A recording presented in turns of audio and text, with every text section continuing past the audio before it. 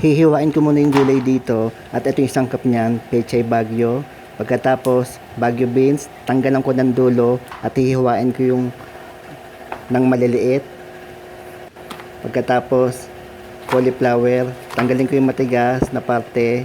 Tapos paghiwa-hiwalayin ko, tapos hihiwain ko ng maliliit. Tapos red pepper, yan hiniwa ko na. Tapos repolyo, nakikita nyo hinihiwa ko. Pagkatapos carrots, atay ng manok, sibuyas, bawang.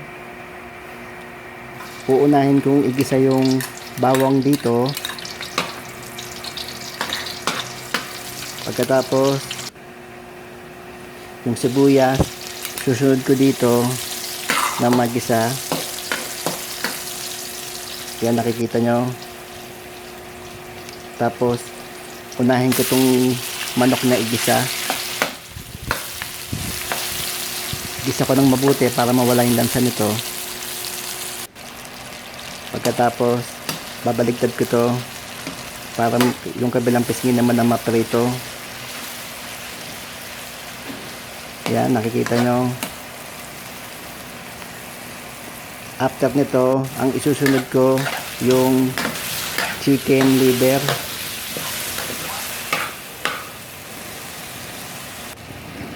Ito naman yung chicken liver, kahit pakuluan mo to, hindi naman tumitigas to. Kahit isabay mo sa manok to sa pagpapakulo, hindi titigas to. Hindi tulad ng atay ng baboy, yun ang hindi pwedeng pakuluan kasi tumitigas yun. Pagkatapos babaligtad ko lang to para matanggal din yung lansa. Tapos lagyan ko ng cubes.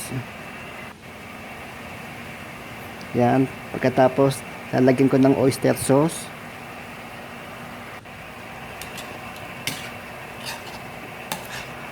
I-mix ko na to.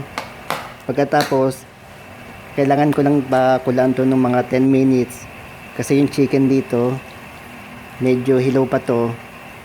Kailangan lutuin na mabuti at saka lumasa dito sa sabaw. Yan, mga 10 minutes ko lang pakuluan to. Tapos lalagyan ko ng paminta. Tatakpan ko. Hulog ko na dito yung carrots. Tapos bagyo beans, uhulog ko. Tapos lagyan ko konti ng toyo, konting-konti lang, pampakulay. Tapos lagay ko na dito yung cauliflower. Tapos lagyan ko yung red pepper. Pangit naman sa gulay na lamog or overcook. Kailangan medyo tamang-tama lang luto dito. Ang gagawin ko dito. Tapos ito cornstarch, pampalapot. Lagyan ko ng tubig. Tapos halu-haluin ko lang bago ko ibuhos dito. Yan, nakikita nyo. Mga boss, kung hindi pa kayo nakaka-follow sa aking account, paki-follow lang ako. Yan na.